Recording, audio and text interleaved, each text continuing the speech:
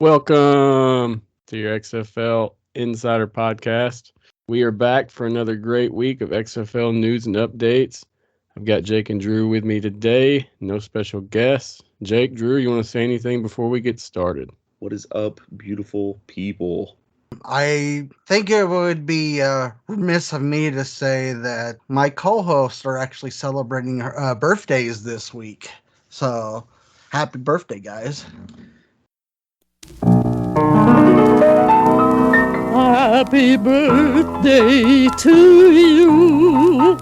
Happy birthday to you. Happy birthday, happy birthday. Happy birthday to you.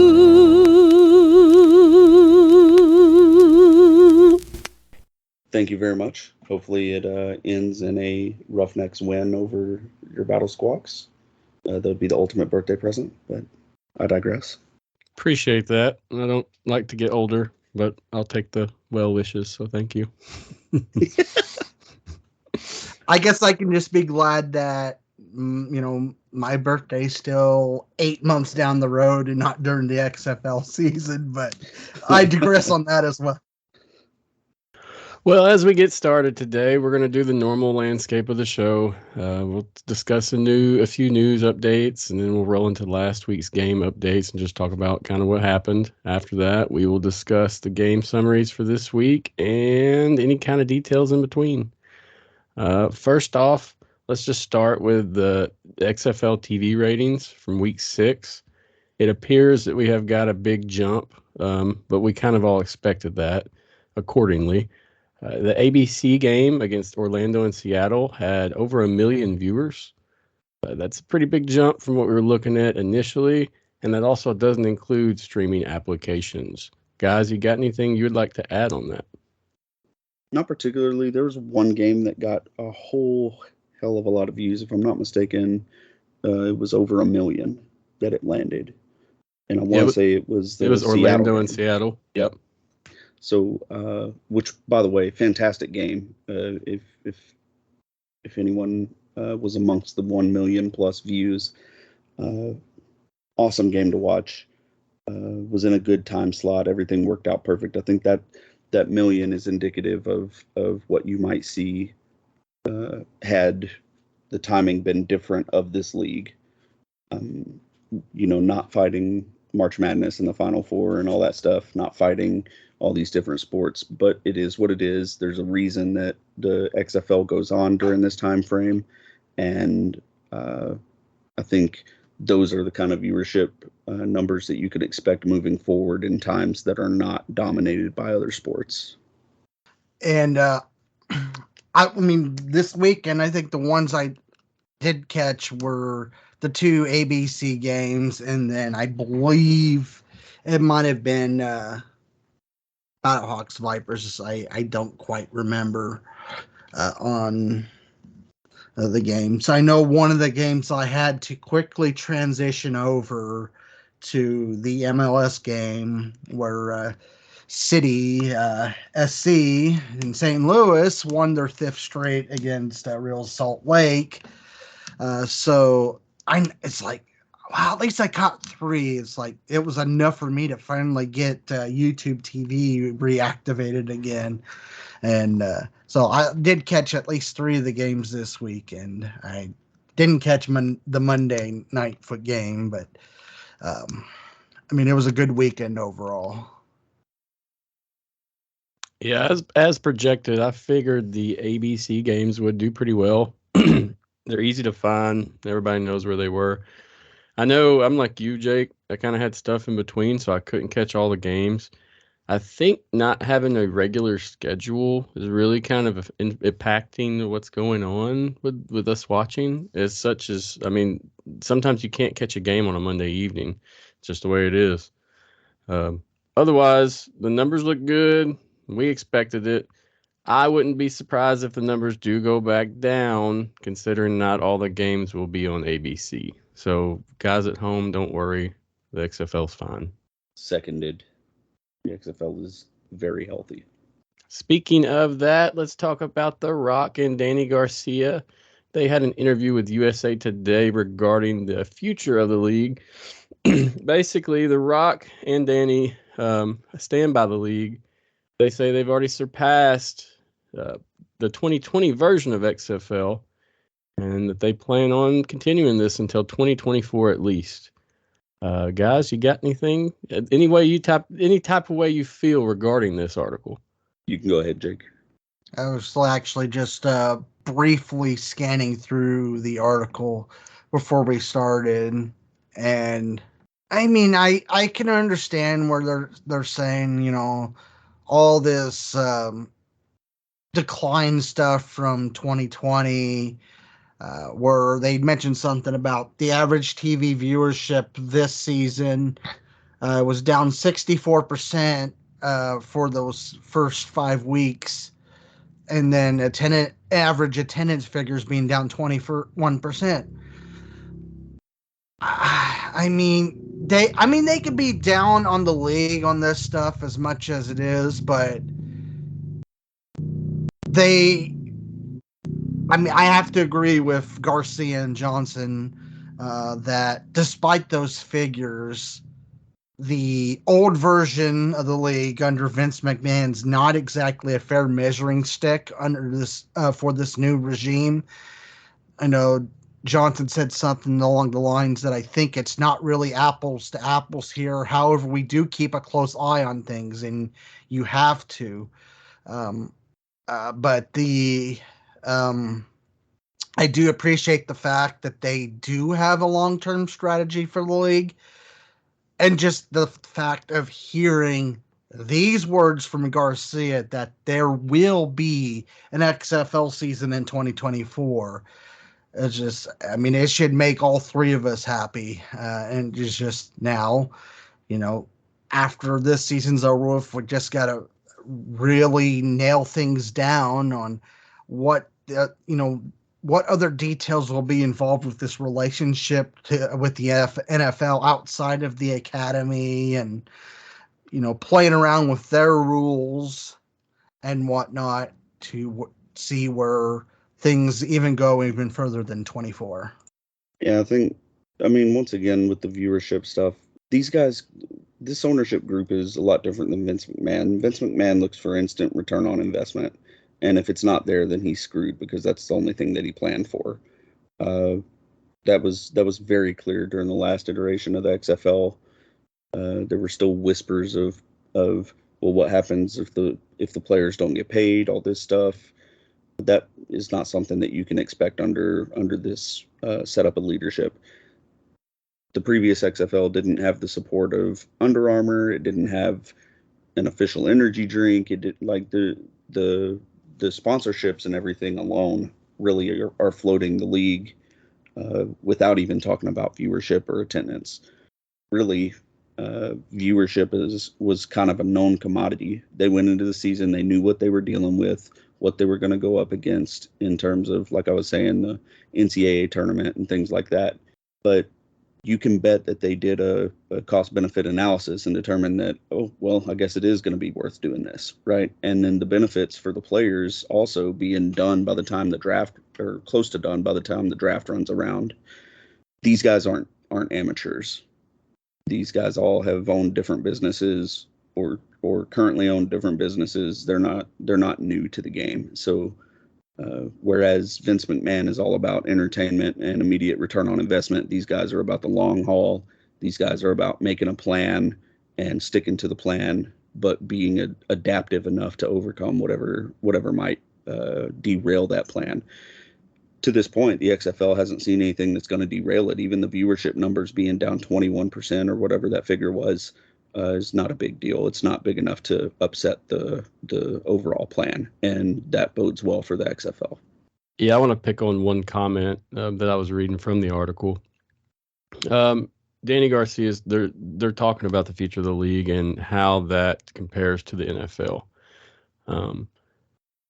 The Rock, Johnson, said there is no competition between the XFL and NFL. He's not trying to work a competition with that. When asked if he could see the XFL being more of a feeder league Garcia responded, "Not necessarily. I wouldn't say intentionally we're looking to be a feeder league to the NFL," she said, "but it is part of the evolution that, in success, we would be absolutely thrilled to see our athletes there. If that could take place, this is going to ensure the success of this league." So when we first started this run, I feel like before we had actual teams and actual season, I was under the understanding that we would be working towards an NFL relationship. So hopefully we can see that. In my opinion, I believe that will be huge for the success of the XFL down the road. Yeah, I think what you're going to end up seeing is a sort of symbiotic relationship between the two, right? In layman's terms, both of them are gonna benefit, and they're still going to exist, regardless of what happens to the other. Like the NFL obviously is not going to tank just because the XFL tanks, which in my opinion it's not going to. The XFL doesn't have to worry about the NFL tanking, but they also don't have to try to be the NFL. And just the fact that they're playing with different rule sets during the games, I think is a big identifier that, yes, they want their players to go to the NFL. No, they don't want to be a feeder league or a development league. Like, they're still trying to be their own product in the long run. However, they do want to see their players succeed, and they're not going to stop guys from going to the NFL. It's not going to become some sort of product war between the NFL and the XFL. The XFL knows it can't win that battle. Dany Garcia, The Rock, all of those guys know that they can't win that battle. So their job and their desire is to build as big of a product as possible out of the XFL while still helping these guys achieve their dreams. But year to year, you're going to see a lot of the same names on the same teams. There's not going to be a whole lot of turnover. They're not going to redraft every year because everybody goes to the NFL. You're going to see onesie twosies from each of the teams go to the NFL, and then teams having to fill that hole. And I think personally that's going to cause a lot of parity in the XFL, which is going to make it more watchable. Understood. I like that take and an agreement as well. They're definitely setting themselves aside from the USFL, and I like to see that. All right. Before we move on, anything else on this? So I didn't want to talk about too many transactions or injuries unless we had more you wanted to add.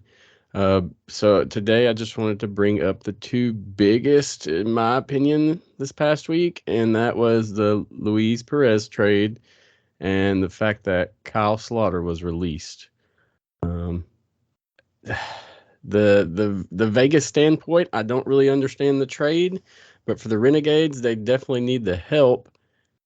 But as we're seeing now, it's reported that he's probably not starting.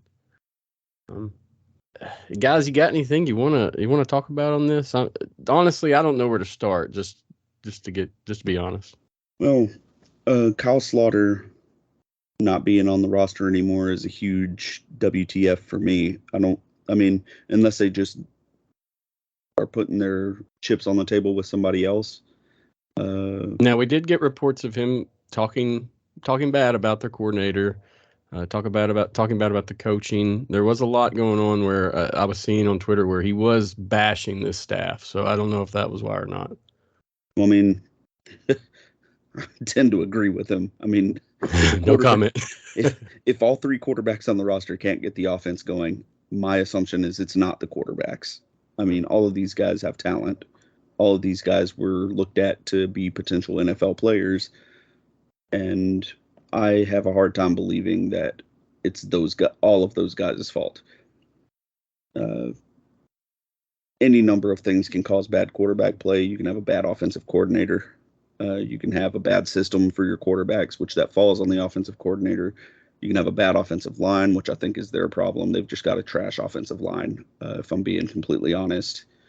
They can't get the run game going. They can't get the pass game going. Generally, that's an offensive line problem.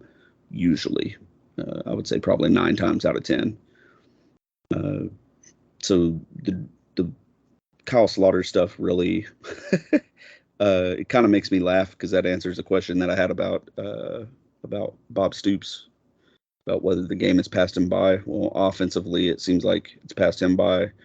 it's either passed him by or the offensive line is bad enough that it makes it look like it has passed him by.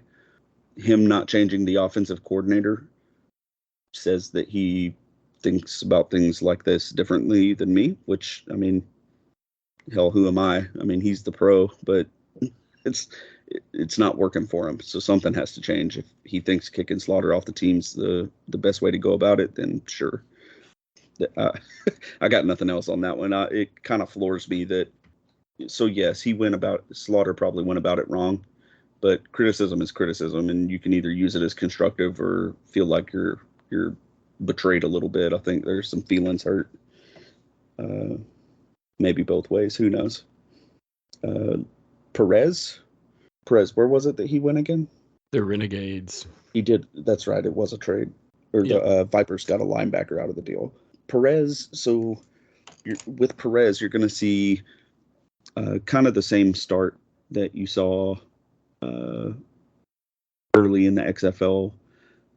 Probably more so like that first DC game for a couple of weeks. Like Dallas is not going to immediately score 30 points because they have Luis Perez. Luis Perez is going to have to take some time to learn the playbook. It'll take probably a couple of weeks for him to learn enough to be dangerous, and then they'll tinker with it thereafter. If Luis Perez comes in and lights things up for Arlington, I would be very, very surprised. I'll just go back to say that I don't think it's a quarterback issue, but Luis Perez is obviously an upgrade from the three that they had. So, Jake, do you feel anything on this trade? The trade, not so much. Slaughter, I mean, I've got one thing to say and one thing to say only, and that's good riddance that he's gone. That's it. Yeah, when he first got signed, I expected a lot more out of him. But as Drew said, is the coaching staff involved? I have a feeling in terms of spring ball, we won't. This isn't the last we see of Mr. Slaughter. He will be around again, whether it be the USFL or something else. That is assuming anybody's got any room for him in the USFL. That's the thing. Now, the Vipers did receive Ryan Mueller. He was the linebacker from Kansas State. I'm not sure much on him, but just wanted to mention it in case any Viper fans are listening. I hope you got what you needed from that, Vipers. he's a depth piece, honestly. You know, he may even step in and start. The Vegas front seven needs help. They really do. It's just Vic Beasley at this point. That's worth, you know, game planning for. Teams have figured it out really since week 2, essentially. Okay. Well, before we move on, Sorry. anything else? Oh, you're good. Anything else we want to join or mention on that before we move on?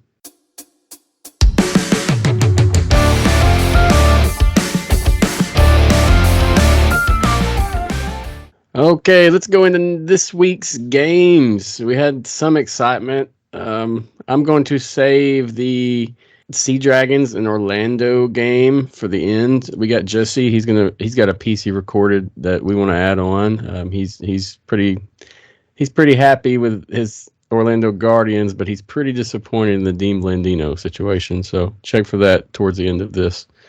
So let's start off. Let's talk about the St. Louis Battlehawks. They blasted the Vegas Vipers 29-6. That game was in Vegas. Jake, what you got?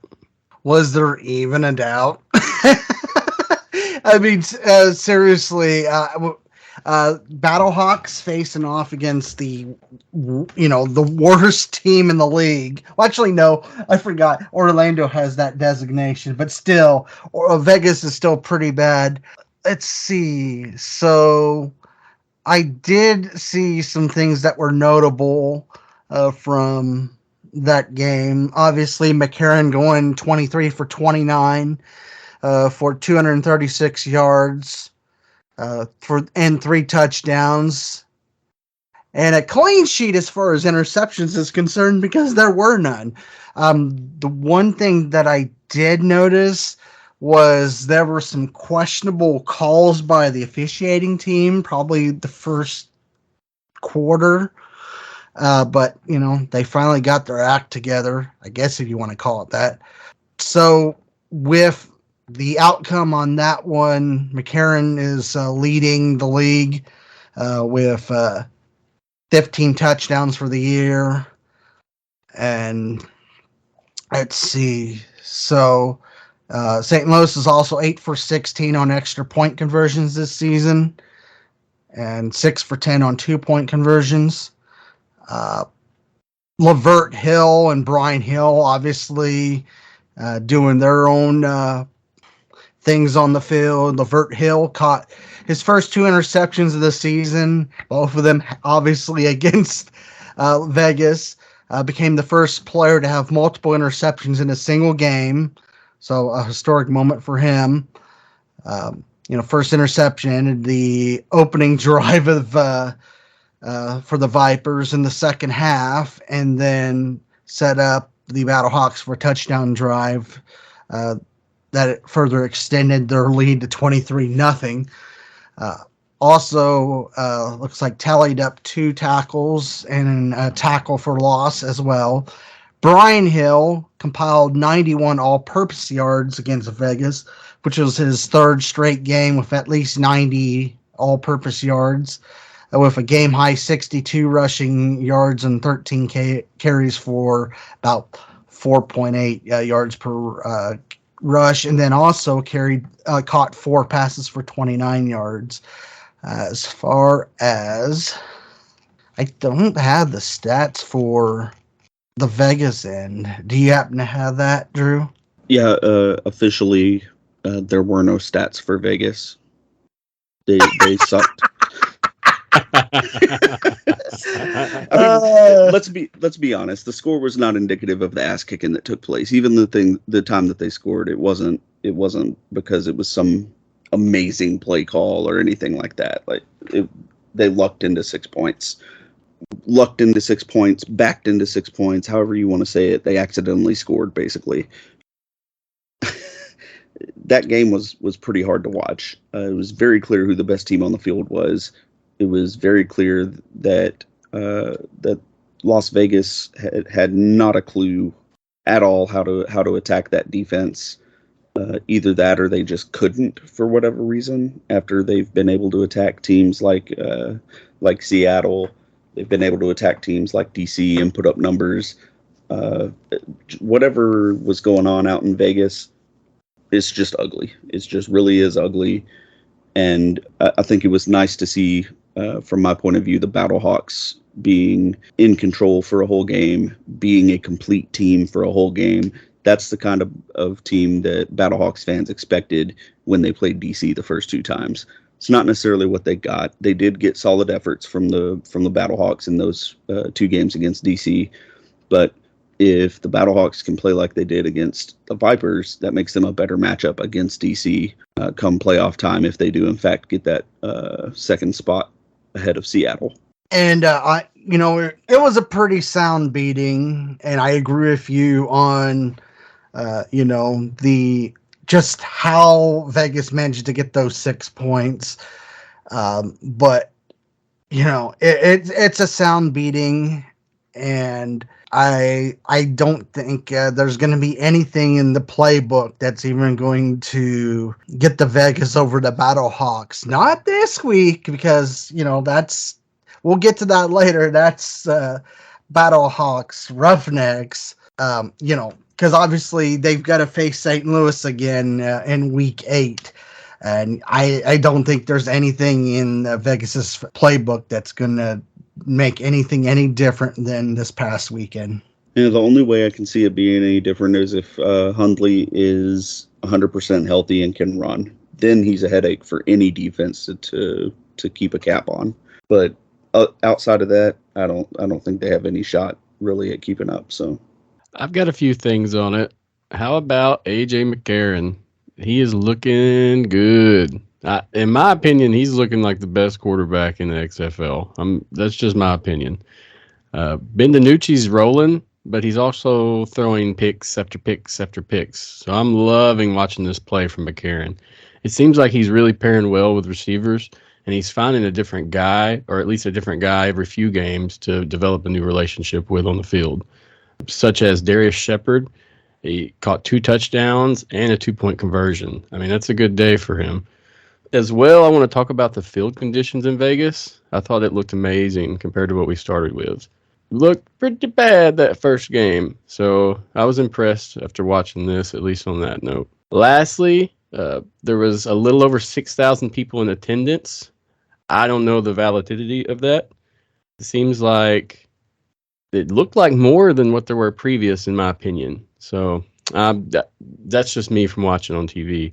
That's about all I got to say about that game. Hopefully next time we see Vegas, they'll have a little bit different of identity. What you got, Jake? It was kind of a little bit of a joke, but you're trying to tell me that Cashman didn't look like a toilet bowl for once? I know we have some Viper fans listening to this, so I don't want to give them shit all the time. But in terms of whoever's in charge of this field, they were told to fix it, and they did, and that's what I'm impressed by. So props to whoever is working on this field now and making sure it's TV caliber, because it wasn't. Sounds like somebody greased some palms with some politicians on the Las Vegas City Council, because that's the only way it was going to get done. I don't doubt it. So I'm a fan of the slip of the tongue that you just had, Matthew, talking about giving the Vipers fans or the Vipers shit because fans are listening. Hello, standing poopers. They have their own supply of shit. It's fine. I can't escape it. I tried. It's bound to happen. All right, moving on. Let's roll into the San Antonio Brahmas versus the Arlington Renegades. San Antonio pulled off its second win of the season, 15-9. I want to add that they pulled this win off with, guess what? No points scored through offense. It was all kicks. Kick or field goal game of the week was right here, guys, and I told you. I'm glad we have a gracious leader that doesn't say I told you so. I think we all kind of knew it was going to be basically a repeat of the previous game. They played each other back and forth, or they played each other back to back, rather. It's always hard to beat the same team twice in a season, pretty much regardless of what level you're playing at. The idea of two teams without offense didn't make for very enticing viewership at all, and that was reflected in the viewership numbers. But it does say something about both of these teams that, as bad as they are, both of them got a win against each other. So it's not, one is not, eons ahead of the other in terms of development of offense or defense. Neither one of them scored more than 15 points in the two matchups. It says a lot about the heart of both teams, that they were willing to play and go at it and be in a close game both times. However, the overall score doesn't say a lot for their offenses, so, it ruins their standing in power rankings. That's about all this game did, or those two games, rather. Arlington's still second in the division behind Houston. Don't really see that changing too much, but we'll see. I think this game definitely proves the point that Brahmas kicker John Parker Romo is not a slouch compared to a retired NFL quarterback whose last name is Romo. Yeah, I know. It did get the Cowboys. Sorry, not sorry.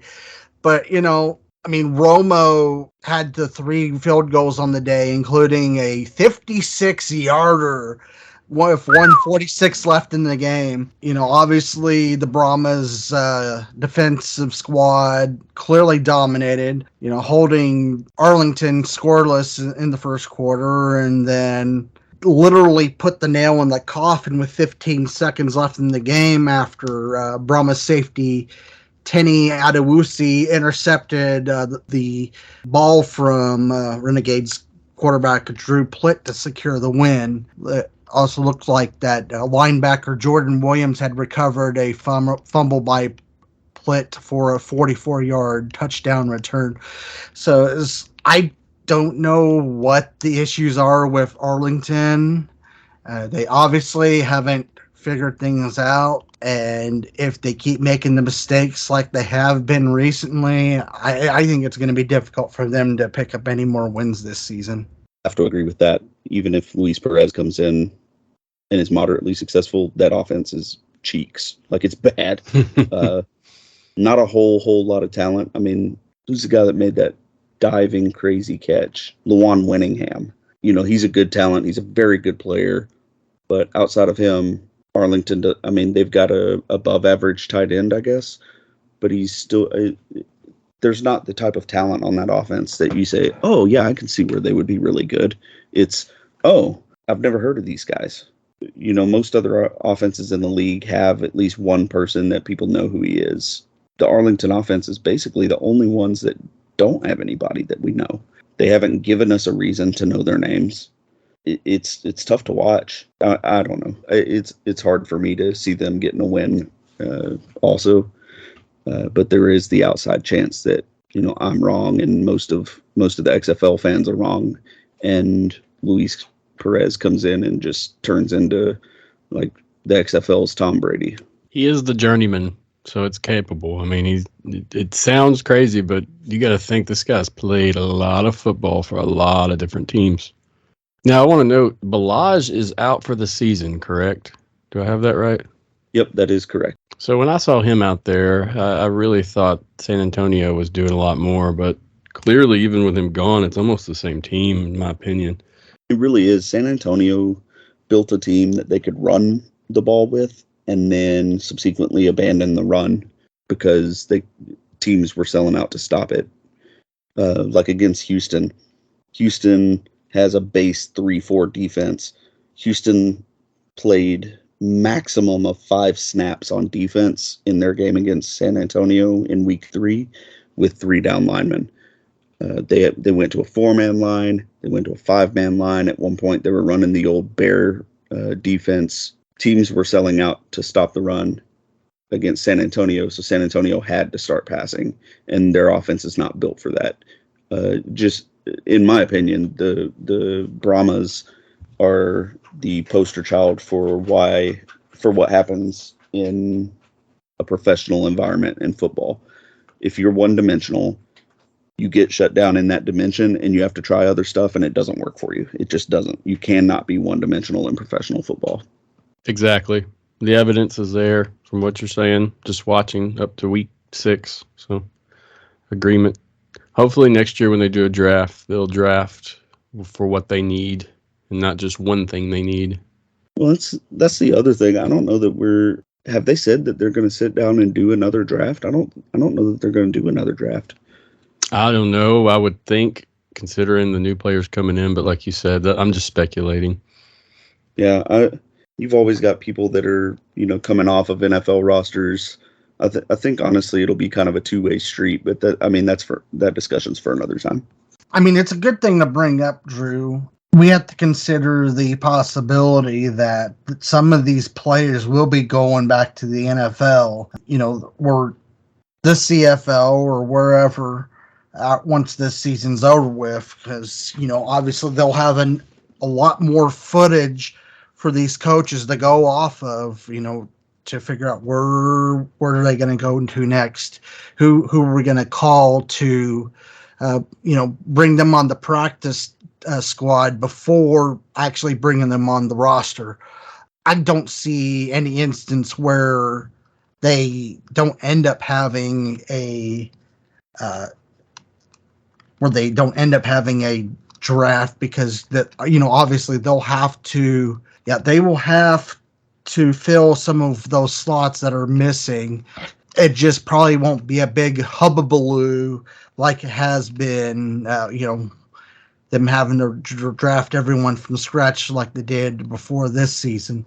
I mean, it may just be a significantly shorter draft, you know, maybe a one-day ordeal to fill those empty spots, and then maybe some provisional places for, you know, just to have somebody out there to put on the practice field, and then if they don't make the cut, they don't make the cut. Right?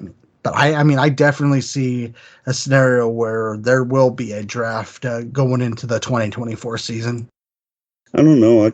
I kind of lean the other way just because of the announcement that was made a few weeks ago about the XFL partnering with the talent recruiting company. Their name slips my mind at the moment, but I mean, they're going to be setting up basically football camps across the nation for every position to include kickers and punters. If there's going to be a draft, it might be just with those names in it, but there's going to be an entire process. Like I can see it being almost like free agency where the XFL has a cutoff date, and any of the players that are coming off of NFL rosters and haven't been selected to one, or that feel like they want to go to the XFL for development or whatever may have you, might get their names thrown into a hat, and they might do a draft that way. But honestly, I feel like it's just going to be, all right, here's your pool of players, operate within your whatever the budget is for each club, and go get whoever it is that you think is going to help your team. And then on top of that, it's like we don't know what which players are actually gonna stay put on their current teams at going into the off season, because we don't know the terms of their contracts. It sounds like it's year to year, so I don't know anyone in the league that has a multi-year contract at this time, outside of maybe the coaches, but obviously have to seriously consider that. We don't know if anyone's going to be sticking around on their teams next season until we actually get to the off season, when they'll actually start making these plays. That also includes if there's any names of coaches that are going to be on the hot stove because they got fired. Yeah. I mean, to be honest, I don't want to get into that. In terms of the draft, I think you're looking probably, you're looking at one of those two scenarios regardless. I think it'll probably be into it. All right, guys, we still have 2 games left to discuss. The Seattle game, we're going to wait till the end to discuss that because Jesse's got a piece we included. But now we're going to talk about the Monday game, the Houston Roughnecks versus the Defenders. The Roughnecks lost 26-37 in DC. Drew was actually in attendance for that game in DC. Drew, you got anything you want to add? Yeah, I'll keep this one short and sweet. DC proved exactly who they are. They're the team to beat. They've got the right mentality. They've got the players. They've got the coaching. They're very good in all facets of the game. Their one weakness may be special teams, but as it stands, they're the best team head and shoulders right now in the NFL. Houston, for the second quarter and the third quarter, had no answer really for what DC was doing on defense. Houston just couldn't score. It didn't help that Houston turned the ball over a lot. It didn't help that in the third quarter, Houston had a drive that DC had a drive that was basically extended in its entirety on Houston penalties. DC's defense got in.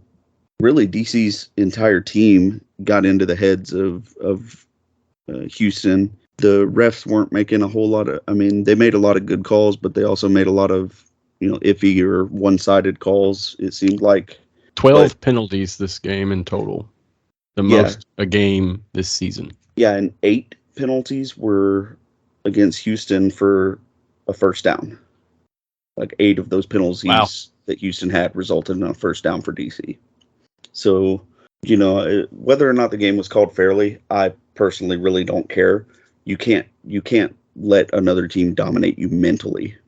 Like Houston completely unraveled during the game. The fourth quarter, they started to get their stuff together, stopped feeling sorry for themselves, and actually tried on offense.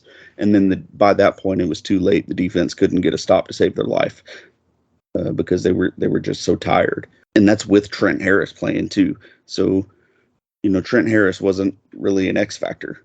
The DC Defenders game planned for him, executed the game plan, and ended up winning the game because of it.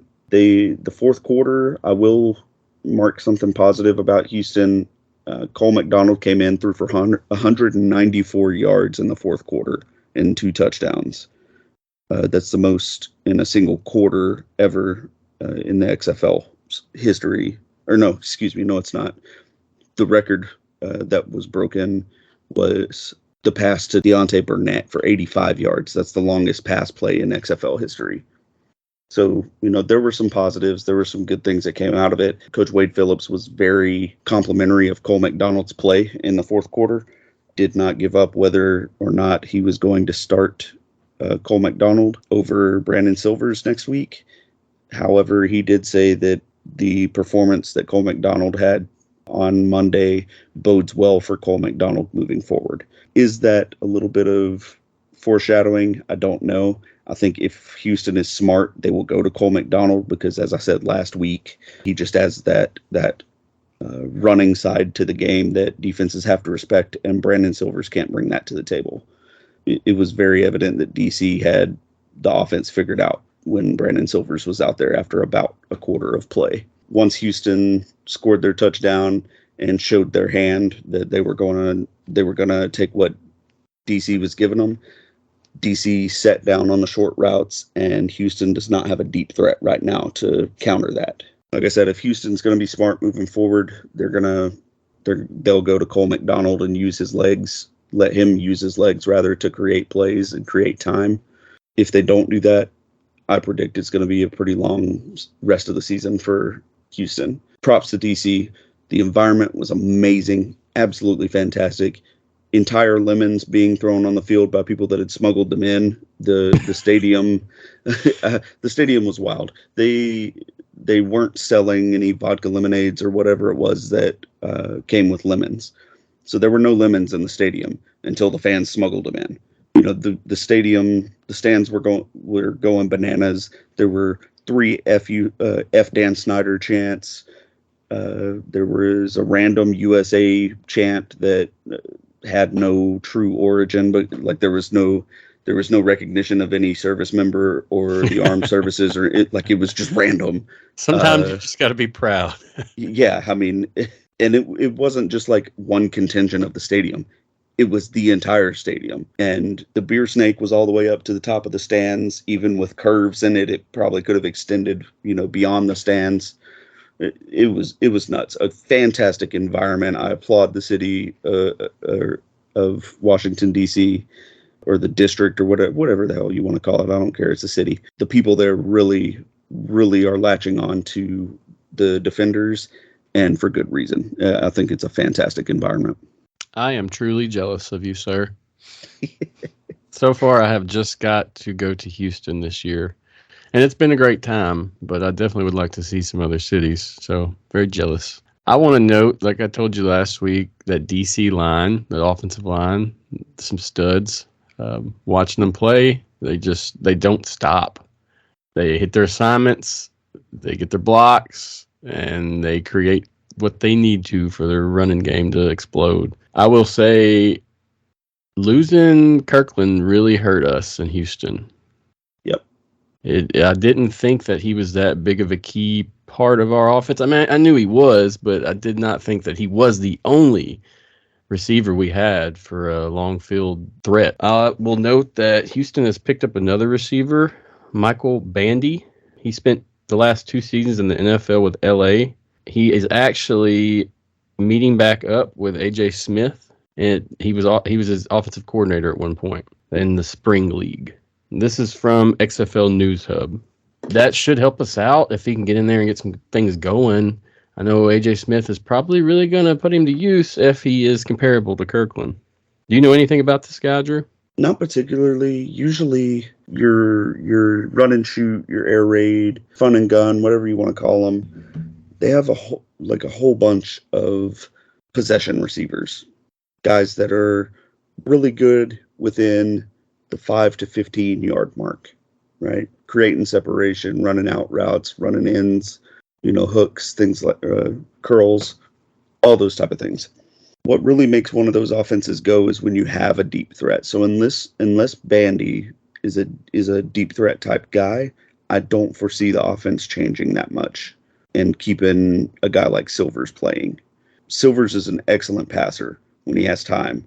The problem is if he is in any kind of trouble whatsoever, he's probably going down. Whereas Cole McDonald, if you put him in there and he can run around and create time, that gives those possession receivers a lot of time to work within that 5 to 15 yard range of the line of scrimmage and get open rather than just sticking to their route everything being covered, and in a second and a half, 2 seconds, you're sacked and can't do anything about it. So I can definitely see Bandy coming in and producing if Cole McDonald is the starter. If Silvers is the starter, I'm going to be concerned not just for Bandy's production, but Houston's production moving forward. And that's not anything against Silvers, personally. Love Brandon Silvers, great guy.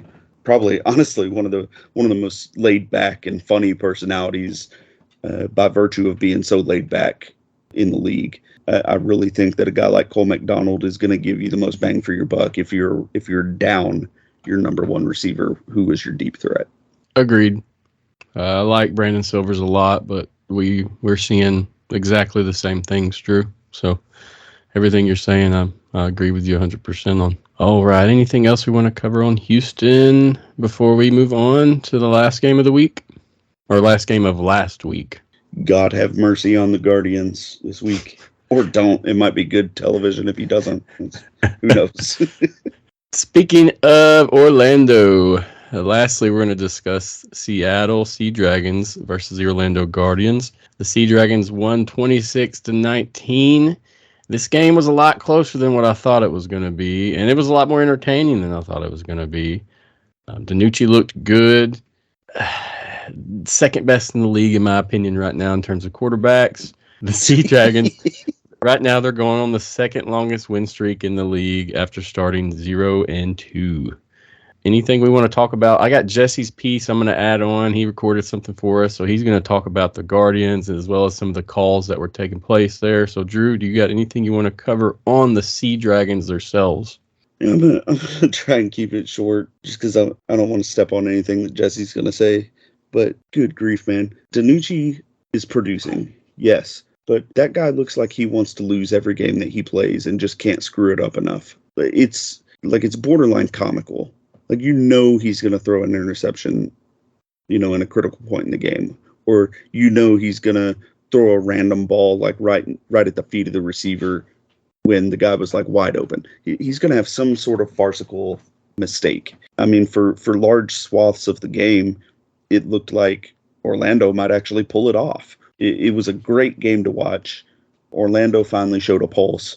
Seattle kind of screwed around and played down to the level of their opponent. Yet again, weird game, but a really good game, especially for your average viewer or normie or whatever you want to call them. Yeah, I noticed the Dany stuff. It's almost comical sometimes. You can watch him and tell he's about to throw the pick before he throws it. You can pretty much call it. This is, give it about 2 minutes. Within 2 minutes, a pick will be thrown, and it happens. I like how he has fun and he enjoys himself out there, but sometimes the stuff that occurs on the field, whether what he's saying, what he's doing, is not appropriate for game time. I don't know. This is just me speaking frankly. You got to grow up a little bit if you're going to be a professional quarterback. He's got all the best attributes of Taylor Heineke and all the worst attributes, or all the personality attributes, rather, of Gardner Minshew. He's just, this dude's over the top. To me, he's Ryan Fitzpatrick levels of weird and crazy and quirky, in terms of his game and personality. I don't understand him. He's a walking enigma. Yeah, I enjoy his play style. I just hope that he can clean it up. He'll be a good one to watch in the years as we go and seeing how he grows as a professional. What was that, Jake? Jake's got a comment. Jake, what do you think about Ben Dany? Well, just like I mentioned on our host side chat, Dany is the football equivalent of professional wrestler Orange Cassidy, more of a comedic type wrestler, but Dany, in his case, probably the most comedic type quarterback in the league. Yeah, I'll add on to that by saying that's a very accurate, very hilariously accurate comparison. The only thing is Orange Cassidy has enough charisma that he can pull it off, and Ben Dany is just entirely unlikable based on his mic'd up play. I mean, judging from a guy like Brandon Silvers and Ben Dany, I would definitely rather hang out with Brandon any day. That's just me.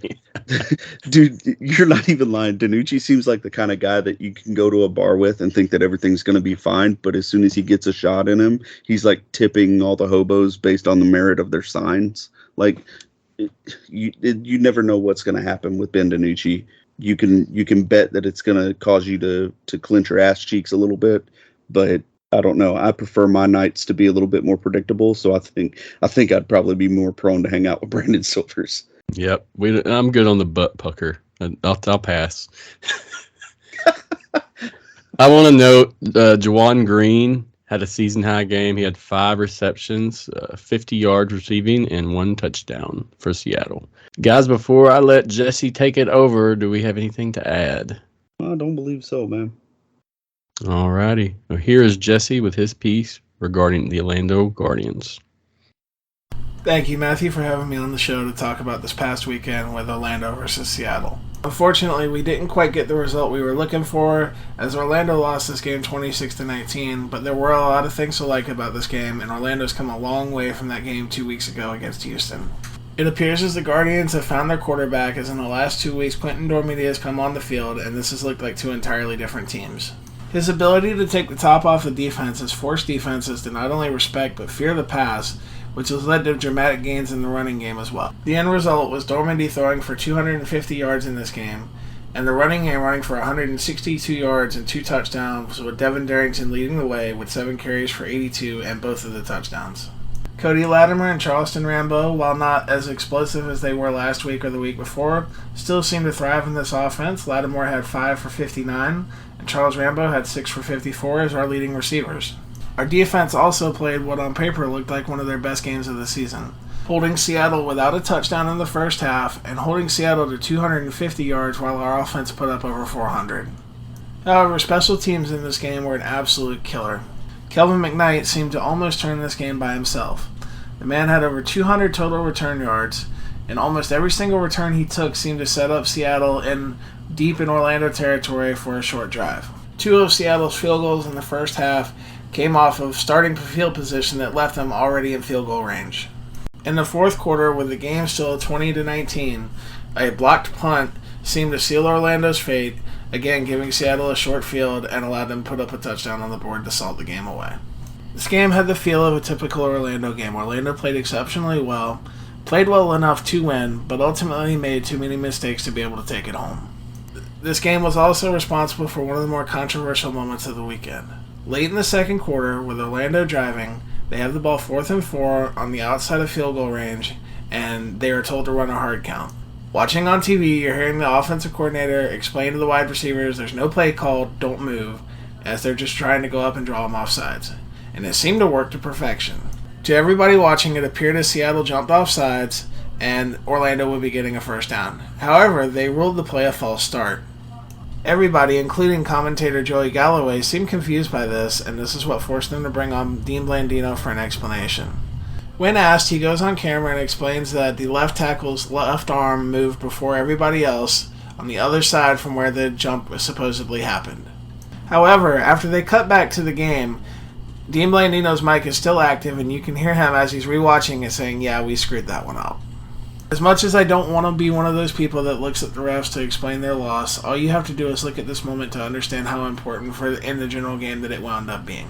Orlando was on the verge of field goal range and more than likely would have taken home at least 3 points, but they had to punt the ball away, and it resulted in a touchback and good field position for Seattle, who drove the other way to kick a field goal. This one moment represented a 6-point swing in a 7-point game and is the difference between Quentin Dormady trying to force one into the end zone on the last play of the game and setting up a field goal attempt. As much as I love the transparency of the XFL and the fact that you're allowed to challenge a penalty, my question would be, why can't Dean Blandino, if he's watching the play, knows full well that the penalty was a mistake, why can't we fix that end result on the field?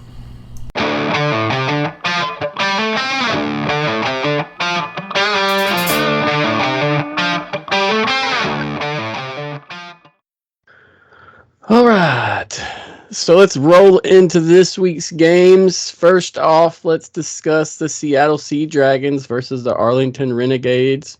That game is Friday, March 31st at 7 p.m. Eastern. It is on FX. What do we think, guys? I'm calling a Seattle win right now, but are the Renegades going to come out and do anything in this game? Short answer, no. Long answer, also no. Seriously, I mean, they have no offense whatsoever. I don't know how. Like, Seattle's going to have to turn the ball over 4 or 5 times in order to lose this game. I just don't see that happening, even though Danucci's, spinning the wheel of fortune, and every once in a while it hits bankrupt. Like, I think Seattle wins this going away. I'll just leave it at that. Yeah, no doubt in my mind they're going to pull it off. The Renegades started off strong, and they have a decent defense, but as we discussed in the previews from last week, the offense is not there, and right now we don't even know who the quarterback's going to be legitimately moving forward. Now, I'll say that Arlington, Stoops really has to prove himself with this game. They're going to have to do something because at this point they are looking second to worst in the league, in my opinion. Yeah, and it's a home game for Arlington. Arlington hasn't shown much of a huge fan base support level.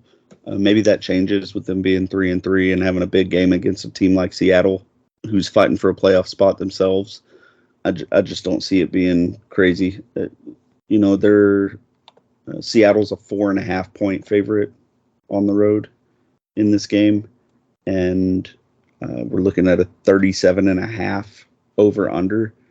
I think that over-under number of 37.5 basically says they think one team's going to score a lot and the other team is not, and I'll leave you guys to figure out who that's going to be.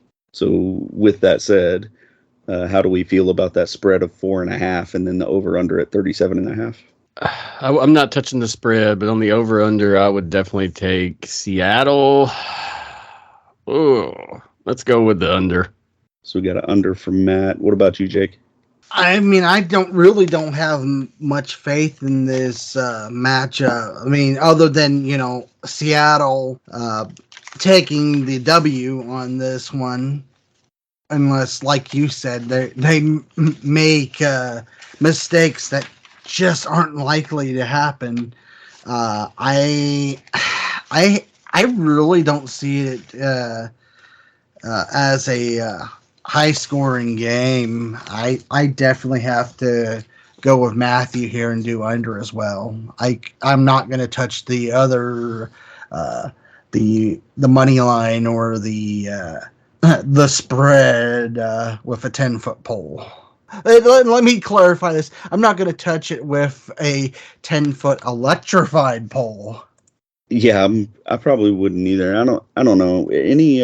Well, as far as the total, the over under, I'm selecting under, and any game that Arlington, San Antonio, and possibly Vegas, any game that they're a part of, actually probably not Vegas, probably just Arlington and San Antonio. Any game that those two are a part of, I'm netting the under. I can't expect them to score points against a team with a pulse. The spread being 4.5, I think that Seattle's going to cover that. I don't think that Arlington's going to even keep it close. It'll probably be a 2. Well, I don't know what. Yeah, that I keep saying 2 point or a 2 possession game for a lot of games, but I think that it'll be 1 possession, but it'll be more than 4.5 points. I don't see them keeping it close. Yeah, as it sits right now, the Renegades are the worst in rushing with 2.9 yards per rush attempt. Yeah. They have a 4-7 touchdown to interception ratio between Slaughter and Plilt just from the past few games. God. That's horrific. Yeah, that's pretty bad, especially coming from they're playing Seattle, who is basically first, second, or third in almost everything across the board right now. So we expect what's going to happen here. But I could have set that over-under line at 24 and just asked if you thought that Seattle was going to score more or less than 24. Exactly. Coming out last week, I didn't expect Orlando to pack a punch like they did, so maybe the Renegades have come out swinging this week. Yeah, but Orlando has Dormady. Like, Dormady True. Really probably should have been the starter all along. I think with how long he stayed on the roster before they kicked him off and then brought him back, I think there was some... It says a lot for Orlando that they got that situation figured out and Dormady is now the starter. There were probably some egos that got in the way of that happening earlier. Orlando has a legit offense now. If I'm being honest, I'm glad that Houston doesn't have to play them again at this current juncture. Dormady at quarterback with Orlando makes them so much better than to me, it makes them better than Vegas, makes them better than San Antonio, makes them better than Arlington. Who I would pick probably goes based on where they're playing. But well, before we move on, anything else to add? All right. Don't forget, guys at home, if you're listening, that's a Friday night game. All right. Next up, let's discuss San Antonio versus Vegas. That game is Saturday, April 1st at 3 p.m. Eastern. What channel is that game on, guys? I don't have that. ESPN 2. In my opinion, this should be a good game. Because seeing as it went last week, I'm not saying we're going to be super entertained, but they're actually going to be playing to get a win. I'm back in San Antonio 100% on this, and I think they're going to pull off the dub against Vegas. What do we think? I tend to lean towards Las Vegas. Again, just because they score points. They've shown the ability to score points with Hundley in there. Hundley, excuse me. But their defense really can't stop anybody. The good thing for Vegas is the San Antonio offense can't punch their way out of a wet paper bag right now. So I think that advantage lies heavily with Vegas.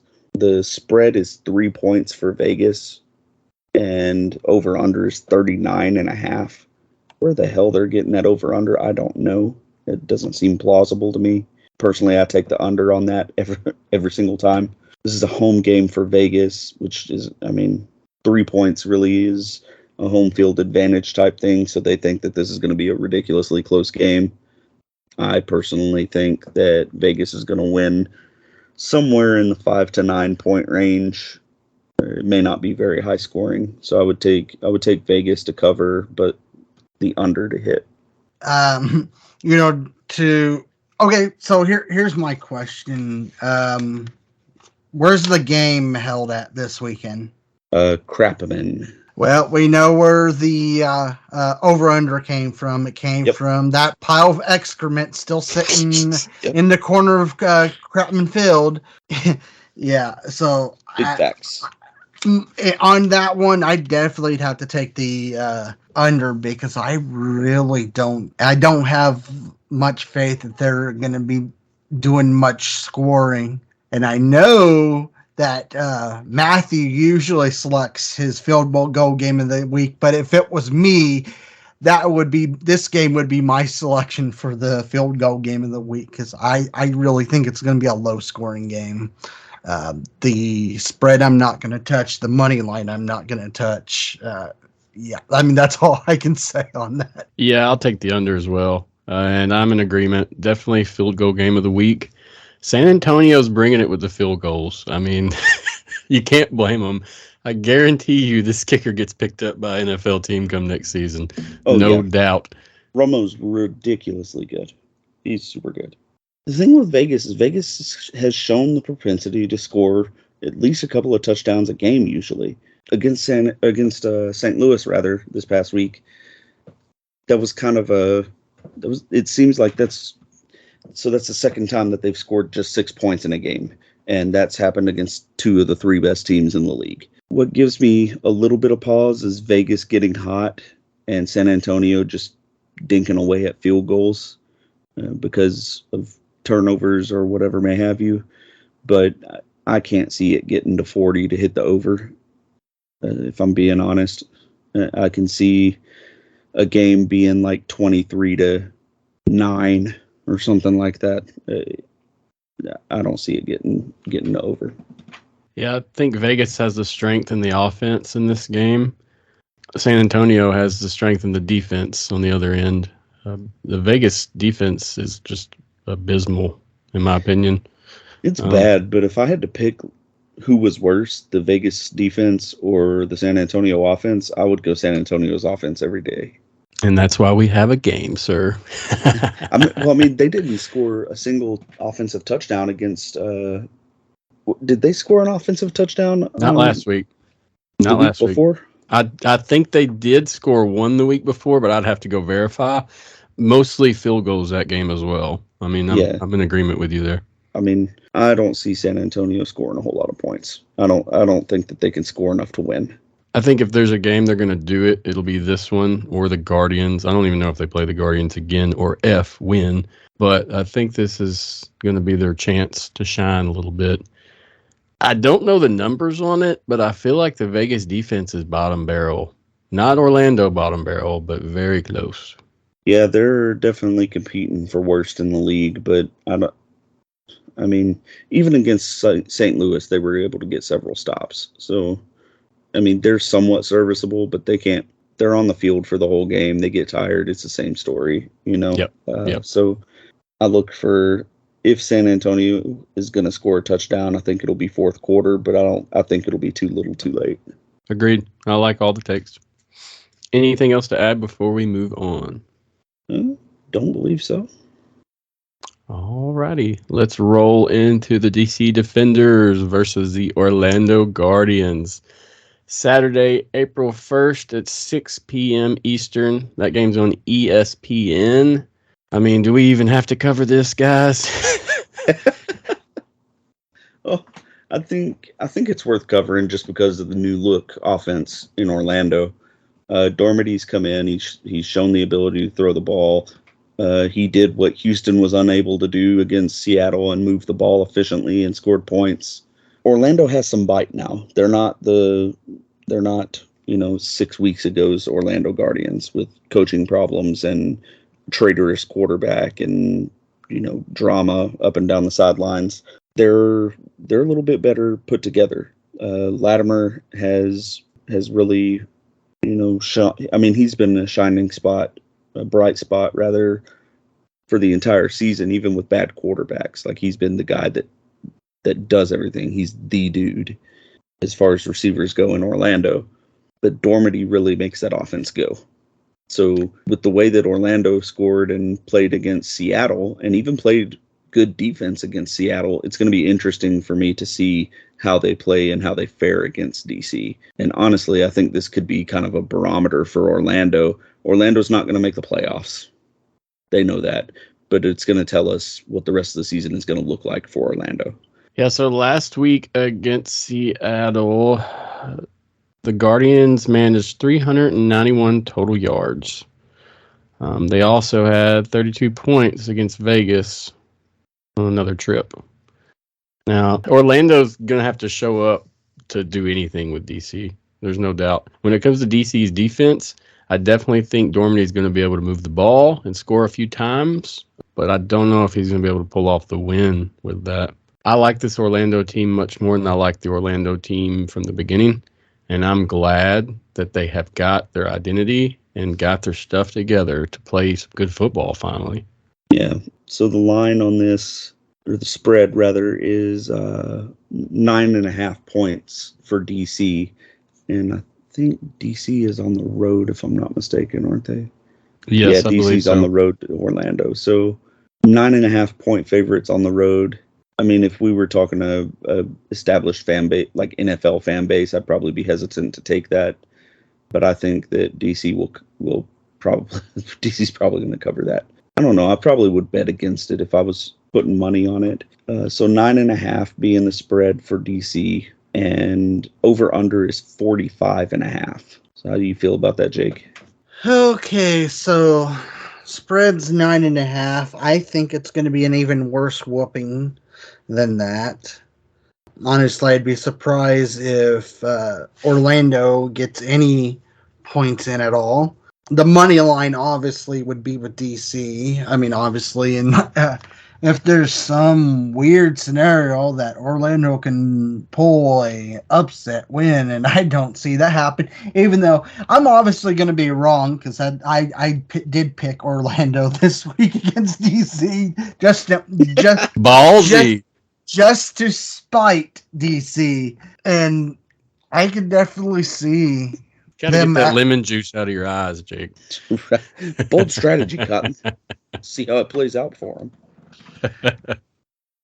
Yeah, and then the over/under, I could see either possibility of it going under or over. So it just depends on how effective the passing is going to be on DC's end, and whatever dismal defense that Orlando has that could potentially limit things. But honestly, I could definitely see both sides of the ball, and that's one scenario where I couldn't be comfortable. If I had to bet on it, I'd probably bet on both ends and not in a parlay. They'd be separate bets. So, I mean, you win one way and lose the other. You could win the other way and lose the other as well. So, I mean, that's just something to consider if you want to play both sides of that scenario. Yeah, I like DC this week on the spread as well as the over/under, so I'm going to take that. Orlando Guardians is the worst defense in the league. Now, I do think Orlando's going to score a little bit, maybe 14, something like that. Dormy's going to be throwing the ball, in the middle tier DC defense I don't think is going to keep up. They're going to pull off the win, of course, and they're going to make Orlando look bad, but I think we're going to get a little bit more movement from Orlando than what we expect. I think so, too. I think this is going to end up kind of like the DC and Houston game. I don't think Orlando is as bad as they used to be by any means. Like I said, I do currently, I do think that if they were to match up against Arlington or against San Antonio, I think they win against both of those teams. I think they could beat Vegas, honestly. With an offense that scores points, the Orlando defense is not going to be giving up as much, but they are playing against what probably is the most well-oiled machine in XFL football in DC. So I think they're kind of running into a buzzsaw here. If I were betting the spread 9.5, I would take Orlando to cover. I think that they can keep it a one possession game, possibly. I mean, honestly, I wouldn't put money on that. I wouldn't put money on it either way. But the total, the over/under, I'm smashing the over hardcore on that. I may actually bet money on that. If I do, I'll let you guys know how much I win. But picks or it didn't happen. Oh, there will be screenshots. But yeah, Jake had him some success this weekend, didn't you, Jake? Yeah, until I lost some of it on. I would just say Creighton and Texas. I'm pissed off at you losing your March Madness matchups because I mean it shouldn't have came to that scenario where I believe they both lost by like very, very small slims. It's like it almost makes me wish I would have put back the spread on those instead of the money line. So you gotta be careful with those. I would never bet anything on March Madness, especially after a year like this. No. Well, like some of that stuff, and I know it kind of goes off. It's like there was some of that was delved into XFL, and that I did MLS, and there were some other things, and then there was foreign soccer competitions, and this, that, and the other. It's like, okay, well, that some of these games are obviously going to go over half a goal, and so it's like, okay, yeah, those are easy ones, and then. Like the MLS game, I mean, I went gutsy balls to the wall on, betting on Klaus to score for St. Louis, and it's like, man, and no realizing that he scored 2 goals. There's like, damn, I should have bet on him to score 2 goals. That would have been even better. I mean. Yeah, you definitely have to watch out on, March Madness has plenty of unknowns, and yeah, I mean, I didn't lose all my gains. It's just, it wasn't fun. March Madness always sucks. My bracket was busted a long time ago, and then my second chance one busted because of those 2 teams. So I think everybody's bracket was trash this year. Yeah. I sat out on the bracket war. I didn't play. Too focused on the XFL, unfortunately. Yes, sir. All right, let's cover our last game for this week. It's the St. Louis Battlehawks versus the Houston Roughnecks. That game is in Houston. It is Sunday, April 2nd at 2 p.m. Eastern. That's on ESPN. I do not know if I will be in attendance yet, but Drew, I believe you will, correct? Yep, absolutely will be. So we will have some coverage there. Drew, what do you think about this game? What are we looking at as Houston fans? Are we going to come back to our winning team? To me, that depends on who's starting at quarterback. I'm very bullish on the fact that not having a number one receiver that is a deep threat is going to limit our offensive capabilities if we have a pro-style pocket passing quarterback that doesn't have the propensity to scramble and buy time and make plays. I think if Cole McDonald starts, then honestly, he'll make some plays, but he'll also make some mistakes. I don't see Houston winning this one, personally. I would love it if they did. I just don't see it. St. Louis has a really good defense. They're solid schematically. They're solid positionally. They're a well-coached team. I mean, for Houston, it's their defense. I don't know, man. I don't see Houston winning, and it hurts me to say that. But unless Cole McDonald is the second coming of P.J. Walker, which he showed flashes of in the fourth quarter of the D.C. game, but they were also playing pretty much two-man under and just trying to keep the top on the offense. It's possible that Houston could break out and win big if Cole McDonald comes in and has a big game. But he's pretty prone to some tough decision making, at least in his limited snaps that we've seen. Even some of his big plays against DC were questionable. Like one, he was getting sacked as he threw the ball, like he was He was stepping backwards, being pulled backwards, and threw like across his body into the middle of the field, which any NFL quarterback coach or college quarterback coach or even high school quarterback coach is absolutely crapping himself when he sees that because he thinks an interception's coming. Somehow Cole McDonald was able to complete that pass, but he can't rely on plays like that. If he makes plays like that against a good defense like St. Louis, it will be picked off. A team like St. Louis in the first 3 quarters of the game is going to try and hold you to as little as they can possibly hold you to. So I see them playing a lot of probably full-on zone cover 2, maybe cover 3, try and keep Houston to the underneath stuff. I just don't see Houston winning personally. Jake, how you feel about it? I want to hear you before I start running my mouth on this one. Yeah, he's probably a lot more sunshine and rainbows than I just was. It was kind of funny, in our little offline chat, how you were kind of talking a big game on there, and then now, reality's starting to settle in a little bit. I mean, yes, you guys are on your home turf, and yeah, I mean, I know that Houston's had some struggles. I mean, there's not a whole lot I can say that because St. Louis has had some struggles as well. I mean, it's going to be an ugly situation regardless of what happens.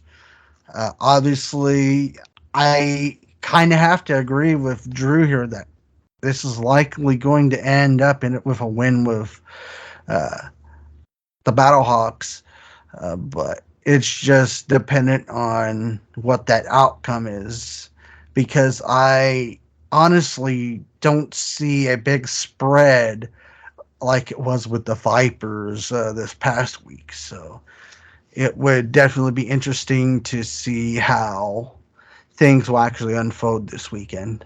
If you would have told me, if we'd have talked about this 2 weeks ago or 3 weeks ago, I would have said Houston all the way, baby. No way the call is the law in Houston. But after watching this consistent Battlehawk team, I am in agreement with both of you. They've scored the most points in the league, and I believe they're the highest offensive rating in the league right now. I don't know if that's for sure. I read that online a couple days ago. McCarron is a true quarterback, and he's going to lead his team to a victory. Until we can say that about our Houston team, I don't know how things are going to go. Speaking of that, this what is it? The South Conference? We're in the South, right? No, we're in the North. Yeah, we're in the South. The South Conference, if we lose this game, I mean, there's a chance for the Renegades or the Brahmas to come through and win the South still. I mean, it's not too far-fetched. Yeah, they won't be numerically or mathematically eliminated. Nope. So we still got some stuff going on in the South. Now, I know this dictates who our overall best team, in my opinion, besides DC. They've already come through as number one. But if the Battlehawks pull this off, I think they're number two in the league, and that's my opinion. Yep. Houston defense looked amazing the first few weeks out, but we also played winless teams and teams that have lost a lot. So what's that mean? It means that the XFL is good quality football because that defensive performance was not sustained. It means people have figured out what Houston's trying to do on defense, and they're doing better at attacking it. They know they have to game plan for Trent Harris, and once they do that, it's pretty simple. One thing I have taken notice of is Houston's really only had trouble with mobile quarterbacks on defense. Their two losses were to Dany, who can absolutely run, and to Teamu, who, if you watch how Houston's defensive line played, they were trying to keep Teamu in the box because they didn't think that Teamu could throw on them. That ended up being a mistake. So now they're going up against McCarron, who can run but isn't a known runner. So maybe that does bode well for Houston defensively. You know, we'll have to see how they game plan and how they go about things. But I St. Louis being a consistent scorer like they are, I don't think there's anything that Houston really can do to stop the scoring, so to speak. The spread is Houston 3-point favorites at home on Sunday at 2:00 on ESPN, 2:00 Eastern time. And the over-under is set at 43.5. What do you feel about that, Jake? Well, before I actually go into that, there is a little bit of an element of curiosity.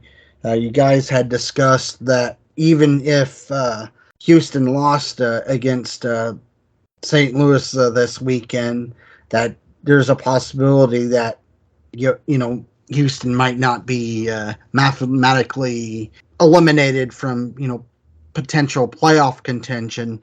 The one thing I have a little bit of curiosity about is what is the element of difficulty for the remaining 3 games of your season. Do either of you off the top of your head know what your final 3 weeks your games are against? Yeah, San Antonio, Vegas, and looks like Arlington.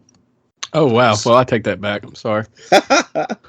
So potentially, even if they lose, they could win the next 3 and still make the playoffs, potentially. Or just pretty much guaranteed with that being the rest of their schedule that they're gonna have the 1 seed in the South. Yeah, and then I'm just might as well, since I brought it up for Houston, and might as well bring it up with St. Louis as well. The final 3 weeks on the St. Louis end is Vegas next week at the Dome, the Battle Dome. I should correct myself there. And then, like I said, the final 2 weeks after that are at home as well. Week 9 against Seattle and Week 10 against Orlando, where I can see Seattle being another close one, Orlando, being completely wiped out. So, that there's at least 2 of the 3, or maybe 3 of the 3 after this week that they could potentially win as well, and then in their division make the playoffs as well. As far as the spread, yeah, I don't see the 3 happening. I definitely think it could be determined by a little bit more than that. I won't say what figure, but I know that it'd definitely be more than 3. Not betting the money line, but obviously I'd be going. I got to be a homer. I've got to do Battlehawks. What was the over under again? 43.5. Yeah, 43.5. That one I can potentially see over. How much? I could definitely see where it could be a 50 to 55 point game.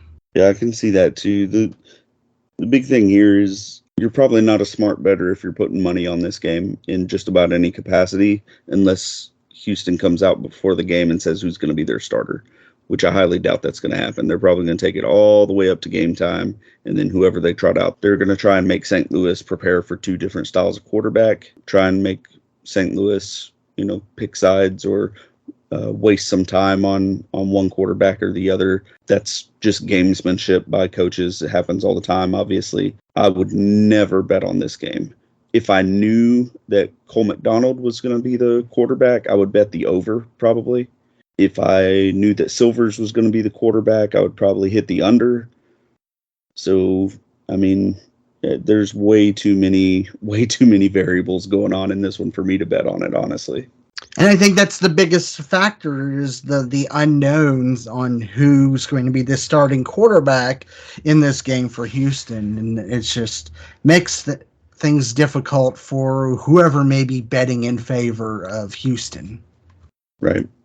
Yeah, I'm not touching this either. I'm just, as a fan of the Roughnecks, and I'm good for this week. Let's just hope we get this dub.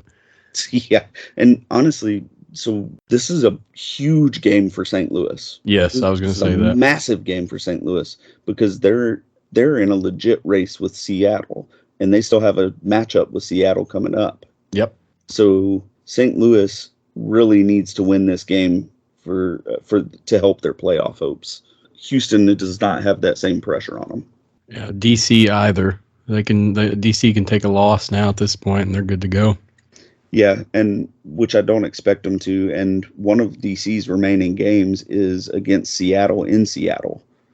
So Seattle still stands a chance to lose a game as well. So for St. Louis, it is a huge win if they can win against Houston. Yeah, that's a lot. Now, considering what you said and what's on the line, St. Louis has to pull this win off here. Yep. I mean, like I said, I really do see St. Louis winning. I'll be absolutely ecstatic if Houston wins, but I don't see it happening. Yeah, it was tough for me last week when we picked our staff picks to pick against Houston this last week, but right. It was correct, unfortunately. Do we have anything else before we want to move on to the power rankings? I think I'm good.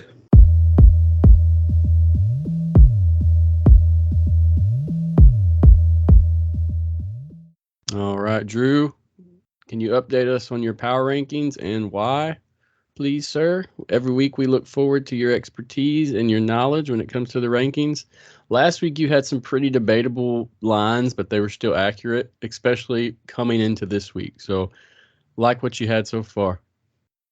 Yeah, so basically, obviously, DC is number 1 still, no question there. I have St. Louis at number 2. They're, like you said, the most consistent scoring offense in the league. Have a pretty jam-up defense, so they're sitting at number 2. Seattle at number 3. Seattle, obviously had a little bit of a graze with humility against Orlando this past week, but they still pulled out the win. They figured out how to get it done on the road. So Seattle, still very good scoring team, have a pretty decent defense.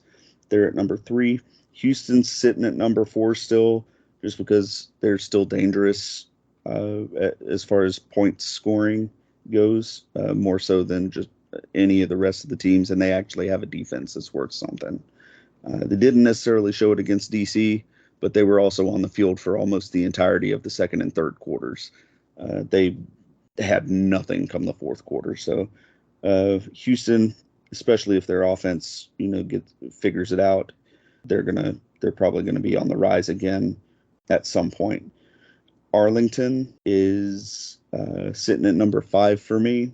Arlington getting Perez instantly makes them number 5 for me. Just because Perez showed a lot of flashes. Everybody thought, oh, hey, Vegas has a quarterback, and then all of a sudden he gets traded. What the hell was going through Vegas's mind? I have no idea when they accepted that trade. Maybe they thought they're better with Hundley. That probably would be what they were thinking. Arlington getting Perez, that means they have some glimmer of hope possibly on offense. That will remain to be seen. San Antonio, despite getting the win over Arlington, I still have them lower. Granted, their defense did show up bigger in those 2 games than Arlington's did. With that said, they're still incredibly anemic on offense. So San Antonio's at 6. Las Vegas is 7. They've lost the plot. They don't know what's going on out there. I don't think anybody really does. They're probably the biggest disappointment this year in the XFL. But they're sitting at number 7, and then Orlando is bringing up the rear. I would imagine Orlando will remain at the bottom until they win a game. But they do look like they're better than Vegas for the first time this year. They do look like they're better than San Antonio for the first time this year, and I would argue they look right now like they're better than Arlington for the first time this year. So it very well could be that Orlando moves from the bottom all the way up to 5 before the end of the season, which would be a massive change. So just to reiterate the standings there, it is DC at 1, St. Louis at 2, Seattle at 3, Houston at 4, and then Arlington, San Antonio, Vegas, and Orlando bring up the back half of the pack. Awesome. I really like how you change each team's value depending on what's going on each week, such as the Vegas decisions to do with trading, or giving the respect to Orlando to move up, potentially just from how they've been playing the past couple of weeks. So I like how you really consider what's going on situational. I appreciate that. Anybody who's played football or coached football knows that there's always something extra going on that affects the game. Off the field, on the field, there's always something. So if you're not taking those things into account, I don't think you're being really honest about your power rankings. Sure, you may be right, but did the logic that you use to get there actually work out? Maybe not. So I try and be a little bit more analytical in these things. Sometimes it makes me look dumb. Sometimes, I hit a home run, but I don't know. I think I hit a home run every week. So I think you guys just need to get on the bandwagon, but confidence is key. Well, we appreciate that, Drew. Great insight going into this next week, and I can't wait to see what happens. As each week unfolds, we've definitely got a good game on our hands. This isn't lame duck football where we're watching the same 2 or 3 teams just like flounder out and suffer. We're actually seeing them try to compete. That's all I can ask for personally. It's amazing what happens in a league where you don't have the ability to bomb your entire season just to get a good player. Very true, and much more entertaining. Just from being an AAF fan previously, I was a Memphis Express guy, and it was rough. But anywho, appreciate you, Drew, and let's move on. Next up, we're going to discuss the Ambush Sports Players of the Week. AmbushSports.net is a great site to check out if you want to see anything sports-wide. Right now, we're talking about XFL, but we have a lot of different people that cover sports, everything from wrestling to soccer, so check them out. Each week, the staff decides on 2 players, XFL-wise, that are the players of the week. This week, we chose the DC Defenders' Lucky Jackson and the San Antonio Brahmas' Jordan Williams. Now, Lucky Jackson is a wide receiver for DC. He had 5 receptions for 136 yards and 1 touchdown. Before I move on to Jordan, do you guys have anything you want to cover on Mr. Lucky? There is no luck involved in his game. That dude is good. Super good. He burned pretty much every receiver or every defensive back that Houston had. Every time that there was a clutch play that needed to be made for DC, he was there. When Houston scored a touchdown and it seemed like they were going to try and come back, it was a 1-possession game. Lucky put the icing on the cake and had his touchdown catch. So, the dude for weeks now has been showing up consistently. and it's going to confuse the hell out of me if he doesn't get NFL looks. Stud for sure. He's enjoyable to watch as well. Yeah, and he's humble too. If you go to XFL.com and watch the post-game press conferences, Lucky is a very, very humble human being. All right, let's talk about Mr. Jordan Williams from San Antonio. He's a linebacker. He had 14 tackles, 3 tackles for a loss, and 1 fumble recovery. This man had a game, and he was entertaining to watch as well this past week. Anything you would like to add, Drew? Yeah, I mean, anytime you have double-digit tackles, multiple tackles for loss, and you force a turnover, you're probably going to be in contention for the player of the week. There was another player, I think he's a Battlehawk, I can't remember his name, had 2 interceptions, probably could have been considered as well, or I would imagine he was considered. But there were a lot of really good defensive performances this week. Jordan just seemed, to me at least, I voted for Jordan. He seemed to have really just the best overall effect on the game. Tackle for loss for me is essentially the same as a sack. So for him to have 3 of those in a game is pretty significant. So to me, it was the standout performance of the week on defense. No doubt. I got a sense of respect from the way he played. He doesn't stop. He keeps rolling, and he tries to do the best he can. And so that's what I like to see, especially on a team like the Brahmas.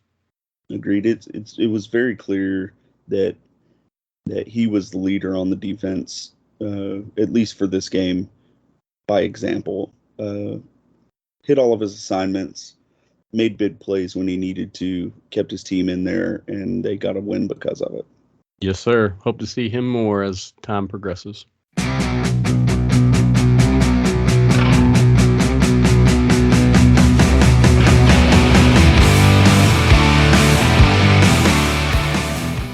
Well, okay. That wraps up our show, fellas. As always, if you want to close us out, throw your socials out, tell the people where to find you. Drew Wells on Ambush Sports HOU, at Ambush Sports HOU on Twitter. And then on Facebook, the page is Houston Roughnecks -Ambush Sports. As usual, Twitter at Jake Leonard JRN. Facebook, literally under my name, Jake Leonard. Outside of the XFL, do a lot of stuff with MLS, which I actually need to start ramping up again because I've been falling behind. Pro wrestling, you name it, I'm usually in charge of it. Outside of Ambush Sports, I'm the editor-in-chief of Heartland Newsfeed. You can find that at heartlandnewsfeed.com and on Twitter at HLNF_bulletin. Thank you both, as always, for coming on and helping out. I know this takes a good portion of your time, so thank you. It's greatly appreciated. I don't feel this show would be as valuable if it wasn't for you two coming on each week. So thank you. Thank you for having us, brother. As always, I'm Matthew Tyler. This is the XFL Insider Podcast. I'm not going to review all the social handles and such. If you want to find me, just search those words and you will find me. Very active, or try to be active, but sometimes life pops up on the Facebook groups as well as Twitter. Loving what we're doing. Excited that we've made it to this point, and I look forward to getting through this full season with Drew and Jake. And you guys as the fans. So thank you for listening. Also want to thank Ambush Sports as always. Check them out. And XFLboard.com. Thank you for hosting us on your site. And if that's all for me, guys. It's good with me too. Enjoy your weekend and go Roughnecks. Call is not the law. Call is not the law, Jake. You heard the man. Call is law. Y'all have a good week.